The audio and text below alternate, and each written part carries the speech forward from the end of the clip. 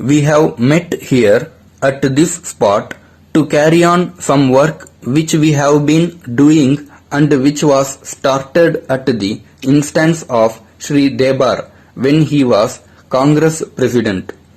As you know, he is still in charge of it and is conducting the work of the planning committee.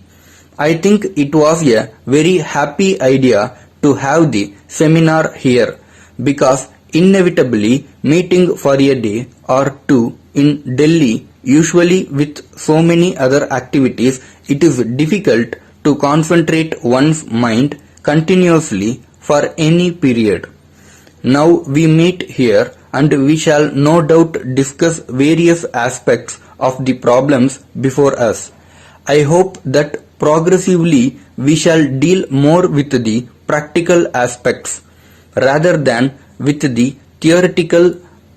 I do not by any means think that the approach can be overlooked. It is important that we should have clear ideas, but the fact remains that there is a tendency always for theorizing, for being rather idealistic in the things to be said. What is perhaps mere important is the practical thinking to be done, and if I may say so, to be done in relatively short and fixed period of time. So far as the distant goal is concerned, I really do not know how the wisest man in the world can put down any distant goal for his country or his people. The world changes rapidly, and in my own lifetime it has changed tremendously. Almost every word that I heard in my boyhood has changed its context and its meaning today. All the textbook economics of the 19th century, good as they might have been, only a historic importance today, because not only the people's thinking has grown, but facts have outplaced them.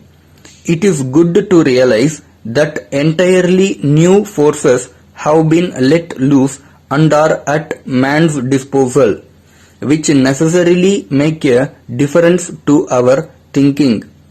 Therefore, any firm, fixed approach which does not take into consideration these dynamic changes that are taking place leads us to blind alleys.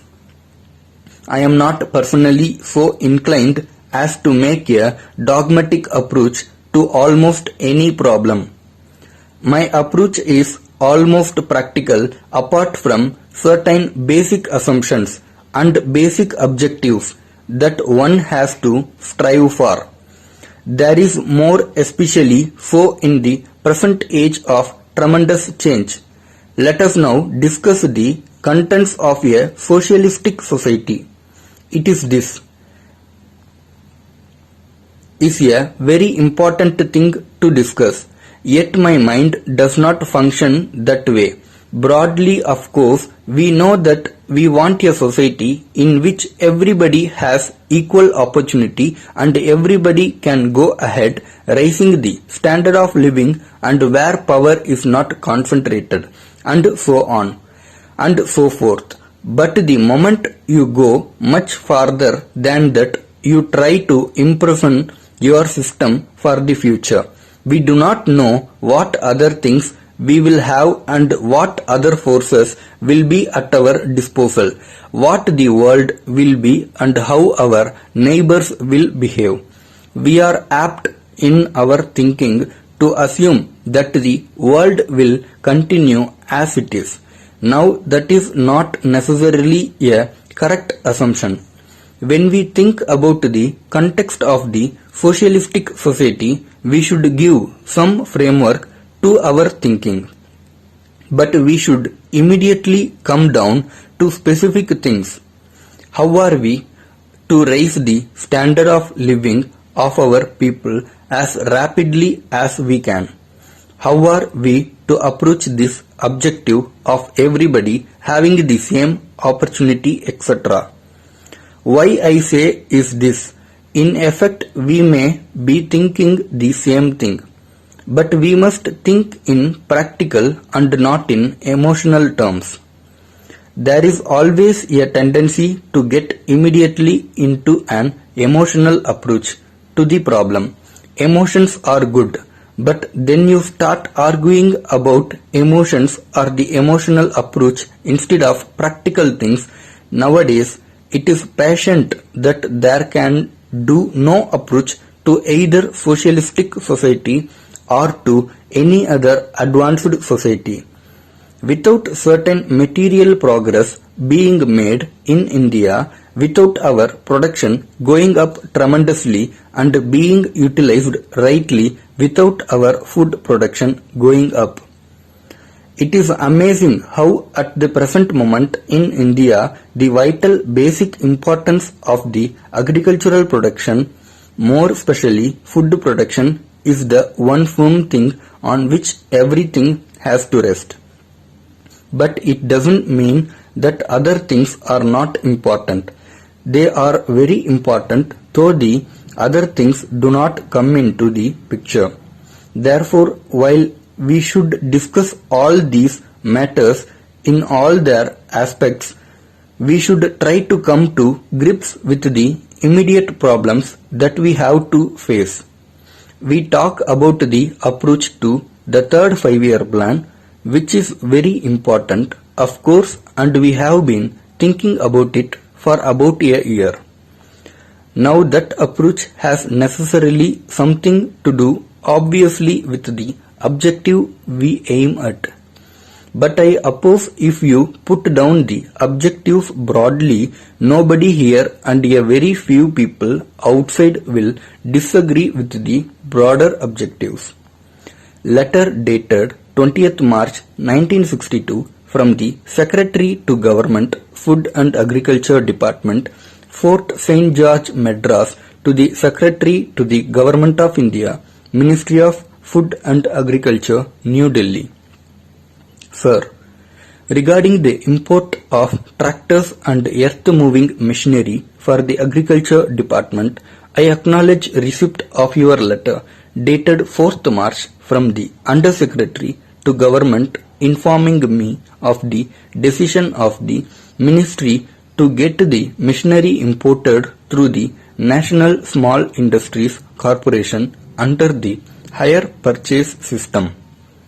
I am to state in this connection that the matter was originally moved throughout the corporation, who did not in the first instance undertake the import on the plea that there was no provision under foreign exchange for this item, as they had already exhausted the foreign exchange sterling allotment for the current year. The Joint Chief Controller of Exports and Imports at Madras, who was addressed for making arrangements for the import, stated that the supplies in England insist upon payment within a period of 3 months from the date of shipping at their end, and that the letters of credit should be sent to them within a fortnight from the date of delivery at the Indian port. The suppliers have also stipulated as one of the conditions that the goods should be insured while on steamer and also during transport on land from the port to the destination.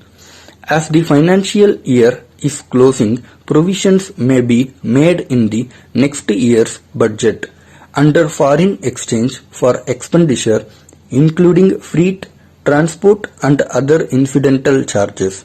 The firm in England may also be contacted for deputing their representatives in this country for inspection of the machinery. Necessary instruction may also be issued to the High Commissioner at London to pay special attention to this matter.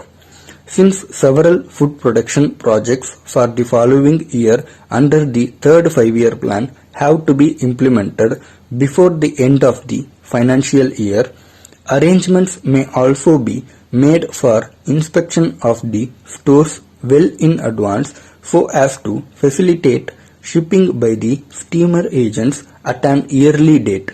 I request your yearly orders. Yours faithfully.